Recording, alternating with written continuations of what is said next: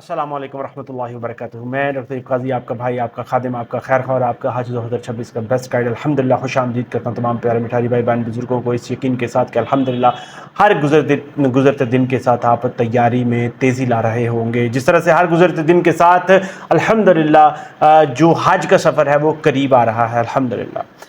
बहुत ज़्यादा प्यारे मिठाई भाई बहन बुजुर्ग जो पाकिस्तान से हज के सफ़र पर रवाना हो रहे हैं, उनके जहनों में एक बहुत अहम सवाल आ रहा है कि वो पूछ रहे हैं कि जो लोग हज तमत्तो करेंगे, क्या वो हज से पहले जितने चाहे उम्र अदा कर सकते हैं? तो इसका बिल्कुल सिंपल और सादा सा आंसर मैं आपको बताता चलूँ कि जी बिल्कुल, आप जितने चाहे आप हज से पहले उम्र अदा कर सकते हैं। लेकिन इसको अगर हम एक इल्मी ज़ाविये से समझे तो मैं आपको ये बताता चलूँ कि याद रखें कि हज तमत्तो का मतलब है एक ऐसा हज जिसमें आप पहले उम्र अदा करते हैं, उसके बाद आप हज के सफ़र के लिए निकलते हैं, हज की नीयत करते हैं।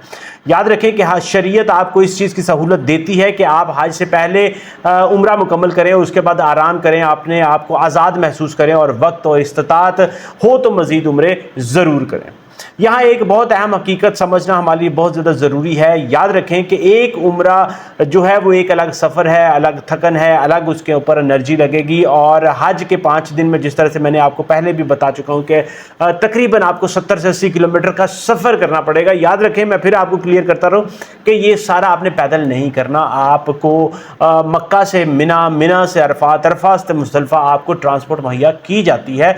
मगर मुज़दलिफ़ा से बाद वाला जो सफ़र है वो तकरीबन आप समझ लें कि एक दिन में 15, 20, 25 किलोमीटर भी बन सकता है, वो आपको पैदल करना पड़ता है।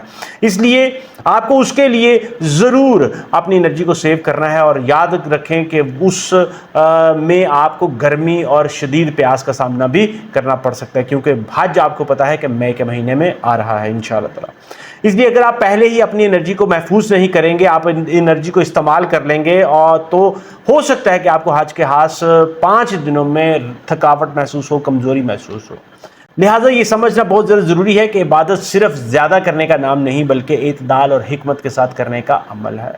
एक शख्स एक उम्रा करे और वो दिल से करे और सच्ची नीयत से करे तो वो 1000 नफलों से भारी हो सकता है या उसके बराबर हो सकता है। और अगर कोई 2 उम्रे या 3 उम्रे करके अपनी सेहत को बरकरार रख सकता है, अपनी एनर्जी को सेव कर सकता है और उसके बाद भी हज की तैयारी के लिए, हज के लिए अपनी एनर्जी को सेव कर सकता है, तो ये एक बड़े सादत की बात है। याद रखें कि नीयत बहुत ही ज़्यादा अहम है, ज़रूरी है और वो खालिस होनी बहुत ही ज़्यादा ज़रूरी है। जिस्मानी तवानाई को आपको महफूज रखना बहुत ही ज़्यादा ज़रूरी है और असल मकसद हज की कबूलियत कभी ना भूलें आप।